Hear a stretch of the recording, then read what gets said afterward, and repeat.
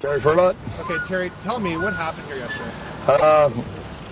We had the city came down to issue us eviction notices first thing in the morning, and throughout the day we had negotiations and meetings of how we were going to handle it. And the cities and all the unions came down here. We had a rally, a solidarity rally, and we had assumed that when the rally was over, we were here after the time that we were supposed to leave.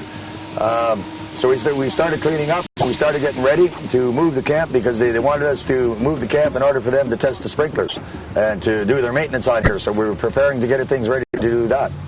Around 1 o'clock in the morning, they basically swarmed the camp. They came in and they evicted everybody and emptied our camp and everything out and put all our equipment through the composters and the trashers. I myself lost about $3,500 worth of tools. The generator is gone. Everything is gone.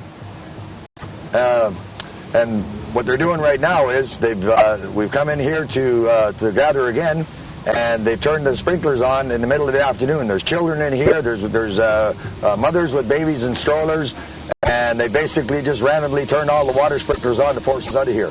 We're under a siege right now. This is an act of terrorism by our municipal government, and we're calling on the federal government to step in here and to protect our Charter of Rights. We have a legal right to be here. This is our property. We paid for this, and we want the federal government to step in here and to end this siege that the city has us under. It is our right, and it is a responsibility of the Prime Minister's office to send his forces in here to protect its citizens. We're under tyranny here. We have a dictator that's destroying us here, and if you see, people are going to get beat. There's going to be violence here, and it's going to be produced by the police and by the people that they're bringing in. As a result of their actions last night, they brought the motorcycle clubs have come in here, all types of organizations have come in here, and there's going to be extreme violence, and it's all being perpetrated by the police and the city acts. Why do you think there's going to be extreme violence? Look at me. There's going to be extreme violence because this is a very, very emotional thing. We were a completely peaceful organization. We got along with the police that were here. They supported what we were doing. The military police that were here supported what we were doing. Every agency in the city supported what we were doing. Every labor organization was in support of what we were doing. And they basically come in and committed an act of terrorism against us. Now, do you feel that they had every right to do what they did, or no? Absolutely not. We were in negotiations with them. The city had contacted our committees and said that they were willing to sit down and negotiate some type of a compromise. At the very last minute before that happened, we had sanction over at the church. So if they wanted us to move, we could have moved very, very easily. Okay, but at the last minute, the church had come and seen us. We only had about 3 hours, and they said that the insurance wouldn't cover them over there, so we couldn't go over there.